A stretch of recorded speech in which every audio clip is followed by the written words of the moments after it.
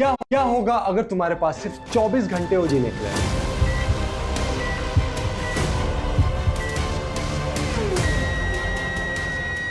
एक ऐसा सवाल जिसका सामना मुझे खुद एक दिन करना पड़ा जब डॉक्टर ने मुझे बोला you are going to die tomorrow.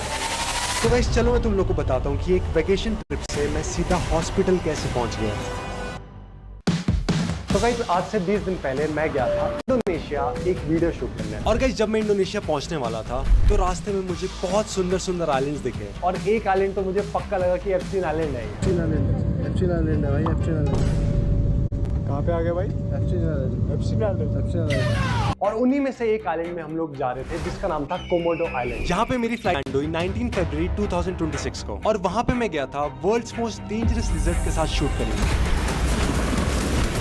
अब गाइस इस आइलैंड पे जब मैं पहुंचा तो मैंने टोटल यहाँ पे 2 दिन बिताए। और सच बताऊं तो बीच में मुझे ऐसा लगा कि मेरी थोड़ी तबीयत खराब हुई है, पर मैंने ज्यादा ध्यान नहीं दिया क्योंकि ज्यादातर टाइम मैं कैमरे पे था और शूट ही कर रहा था मैं वीडियो। तो अगले 2 दिन इस आइलैंड पे बिताने के बाद अब मेरा प्लान सिंगापुर जाने का, क्योंकि सिंगापुर में मुझे एक वीडियो शूट करनी थी उनके वर्ल्ड्स मोस्ट लग्जूरियस एयरपोर्ट पे, जो कि था चांगी एयरपोर्ट। पर गाइस मैं तुम लोग को बता दूं ना ही वीडियो शूट हुई और उल्टा इस वीडियो के चक्कर में मैं इस दुनिया से शूट आउट होने वाला था, क्योंकि अगले कुछ दिनों में मेरे साथ कुछ ऐसा हुआ जो मैं कभी सोच ही नहीं सकता था। तो गाइस अब इस पॉइंट पे डेट थी 22 फरवरी और यहाँ पे मैं अपनी सिंगापुर की फ्लाइट का वेट कर रहा था। तो तुम लोग देख सकते हो कि मैं कितना ज्यादा खुश था और मैं कूद भी रहा था, शूट कर रहा था और कामा भी कर रहा था।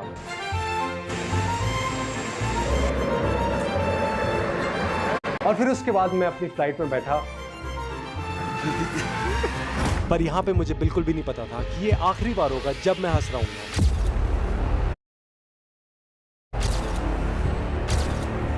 क्योंकि जैसे मैं इस फ्लाइट में बैठा एक एयर होस्टेस आई मेरे पास और उन्होंने हमें कॉम्प्लीमेंट्री फूड ऑफर किया और उस कॉम्प्लीमेंट्री फूड में था पास्ता और एक खाने का कुछ चिप्स जैसा सामान, जो कि मुझे कभी नहीं खाना चाहिए था, क्योंकि जब मैंने उसे खाया तब मेरे पेट में बहुत तेज दर्द होने लग गया। मतलब इतना दर्द कि अगले 10 मिनट में मैं बाथरूम गया और मैं बहुत जोर से उल्टी करने लग गया। अब पहले मुझे लगा कि ये नॉर्मल फूड पॉइजनिंग का केस है, मुझे ऐसा लगा कि कुछ टाइम के बाद ये उल्टियाँ कम हो जाएगी और मैं ठीक हो जाऊंगा, पर ऐसा बिल्कुल भी नहीं हुआ। क्योंकि जब मैं सिंगापुर एयरपोर्ट लैंड हुआ